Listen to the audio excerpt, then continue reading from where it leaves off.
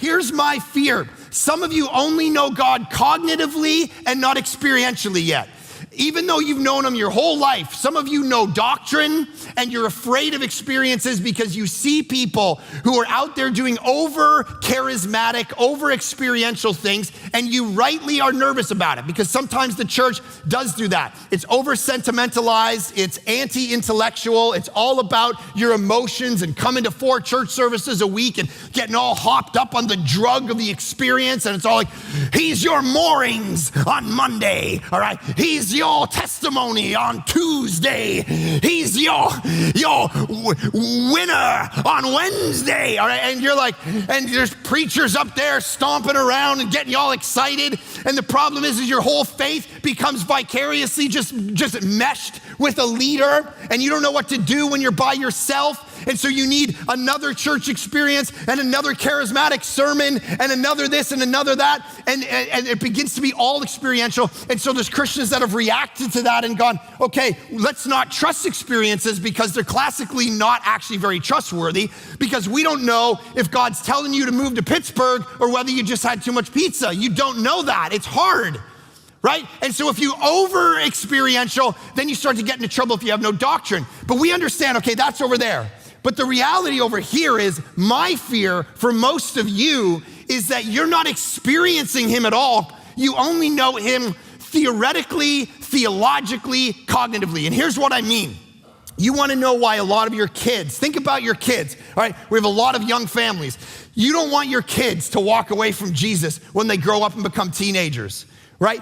What's going to cause that? One of the things is going to be this, that here's what they saw mom and dad experience. They did not experience God in their home, like as you walked in the day-to-day. They didn't have that. There was no experiential reality in their life as it came to God. It was a quick prayer before a meal and a quick prayer before bed, but you didn't know him. It wasn't infused as part of the daily rhythm and pattern of what you held above everything else. What they saw was mom and dad constructed a little compartment, put God in it, and it wasn't really anything above that. So let's put God on trial. Let's go, wait a minute, okay. So what you're saying is I could have experiences, but all I have is I said a prayer when I was 12. I went to summer camp. I go to church every week, but I actually don't even, I don't experience you. I don't hear you talk. I don't feel your direction. I don't feel you welling up in me in a kind of passion and a kind of, what is that? Imagine, and let's be honest, God, do that among us, because here's the thing. Imagine I looked and Aaron said, Mark, I love you, and I think you're attractive, all right? Imagine she said that, just hypothetically.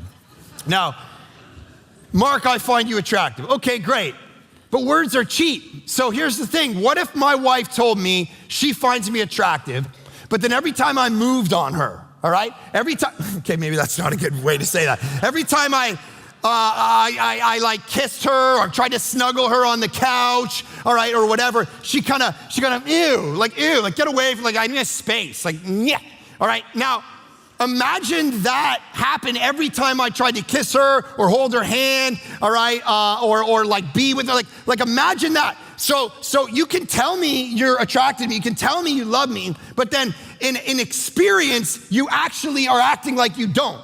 So the reality is this: when God tells you, I want you to experience me, and you're not presently experiencing him, what's the problem? Because some of you, to be honest with you, you get more joy out of money than you do Jesus. You get more joy out of eating weed gummies with your buddies and getting hammered and ordering stuff on Amazon and gossiping around than you do actually connecting with the God of the universe. You spend far more time doing the other, and you're far more fascinated and have far more joy and fun with the things of the world than you do with Jesus, which is a problem. So where is the problem lying? If you're gonna put God on trial, there's one of two things. It's either his fault or yours. And the text is leaning toward, whose fault do you think it might be?